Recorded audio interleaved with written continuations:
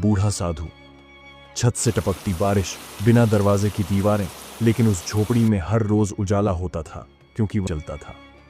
हर सुबह वो जंगल की ओर निकल पड़ता, सूखी लकड़ियां काटता, अक्सर मुस्कुराते हुए कहता, भगवान ने मुझे सिर्फ एक दीपक के लायक समझा है, पर जब तक ये सांसें चलेंगी मैं हर दिन उनके नाम का एक दीपक जलाऊंगा, भले ही पूरी दुनिया हंसे।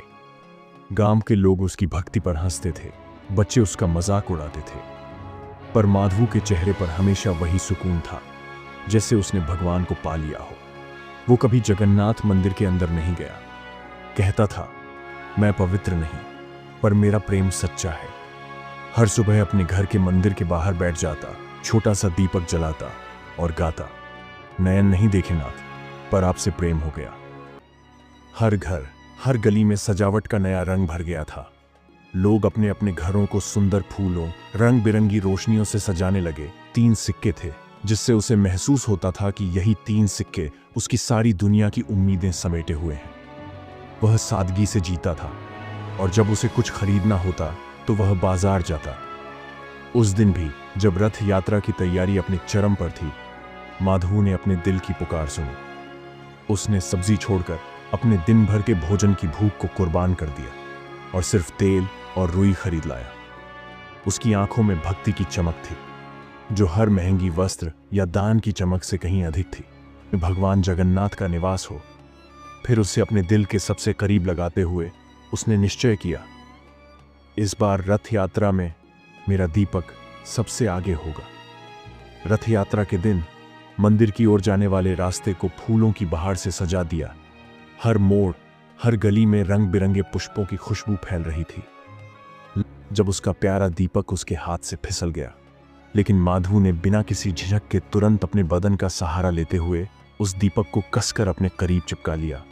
उसकी आंखों में दृढ़ संकल्प की चमक थी और उसने गहरी आस्था के साथ कहा, मैं चाहे गिर जाऊं प्रभु, पर आपका दीपक कभी भी बुझने नहीं दूंगा। और निराशा के आंसू छलक पड़े। माधवू वहीं जमीन पर बैठ गया, न सिर्फ शारीरिक थकान से, बल्कि दिल में उठती उस अनदेखी पीड़ा से। लेकिन उसकी मेहनत से जलता हुआ दीपक अभी भी चमक रहा था, उसकी भक्ति का प्रतीक। जो उस क्षण की धारा धीरे धीरे थम गई। मंदिर के अंदर से अचानक एक अद्भुत चमत्कार हुआ।